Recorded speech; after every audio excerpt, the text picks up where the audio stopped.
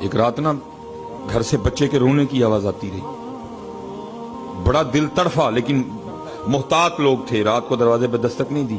صبح فجر کے بعد جب تھوڑی گہما گہمی ہوئی تو آپ نے دروازے پہ دستک دی، ایک پردہ خاتون نے دروازہ کھولا۔ آپ نے فرمایا ساری رات تیرے گھر سے بچے کے رونے کی آواز آتی رہی، خیر تو ہے؟ اس نے کہا میرا خاوند تجارت پہ گیا ہوا ہے، جو وقت دے کے گیا تھا نہیں آیا، اس کی غیر موجودگی میں میرے گھر بیٹا پیدا ہوا ہے، جو وہ پیسے دے کے گیا تھا ختم ہو گئے ہیں، کئی دنوں سے بھوکی ہوں، سینہ خشک ہو چکا ہے، بچہ بھی بھوکا ہے، اور آج رات تو گھر کی یہ کنڈیشن تھی کہ دیے میں تیل ڈالنے کے پیسے بھی نہیں تھے، بچہ بھوکا بھی تھا، اندھیرے میں بھی تھا، ساری رات اس لیے روتا رہا۔ حضرت باجزید تڑف اٹھے، او باجزید تو کل جا کے اللہ اور اللہ کے رسول کو کیا منہ دکھائے گا؟ تو ساری رات نفل پڑھتا رہا اور بچہ بھوک سے اور اندھیرے سے روتا رہا۔ اور حضرت جی اس کو یاد رکھیے گا، اس کو اتنا لائٹ نہ سمجھیے گا۔ حضور نبی علیہ السلام جلوہ گر تھے، صحابہ حاضر خدمت، آپ نے فرمایا اللہ کی قسم وہ مومن نہیں ہے۔ صحابہ تڑف اٹھے، حضور قسم اٹھا رہے ہیں، اللہ کے نبی کو قسم اٹھانے کی کوئی ضرورت نہیں۔ پھر فرمایا اللہ کی قسم وہ مومن نہیں ہے، پھر فرمایا اللہ کی قسم وہ مومن نہیں ہے۔ صحابہ روکیز کرتے ہیں اللہ کے رسول وہ کون ہے جس کے لیے آپ 3 بار قسم اٹھا کے کہہ رہے ہیں وہ مومن نہیں ہے؟ آپ نے فرمایا وہ شخص جس کے کسی کام کی وجہ سے اس کا ہمسایہ پریشان ہو۔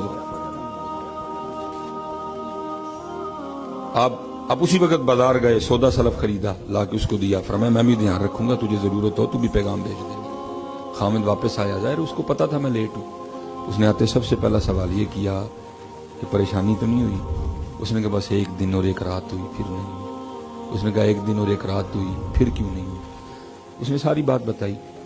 اب وہ کہتا ہے اب چلو میرا بھی حق بنتا ہے کہ میں حضرت باجزید کا شکریہ ادا کروں۔ اس نے آ کے دروازے پہ دستک دی، حضرت نے دروازہ کھولا، جی میں آپ کا ہمسایہ ہوں، وہ آپ نے میری غیر موجودگی میں بڑی شفقت فرمائی، میرا شکریہ قبول کریں۔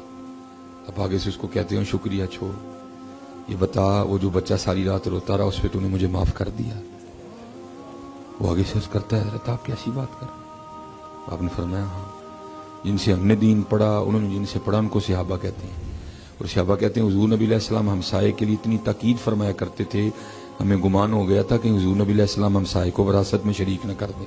اور باجزید ساری رات نفلیں پڑے اور چھوٹا سا بچہ ساری رات بھوک اور اندھیرے سے روتا رہا، میں کل جا کے اللہ اور اللہ کے رسول کو کیا منہ دکھاؤں گا؟ تو شکریہ کو چھوڑ، بس یہ بتا دل سے معاف کر دیا؟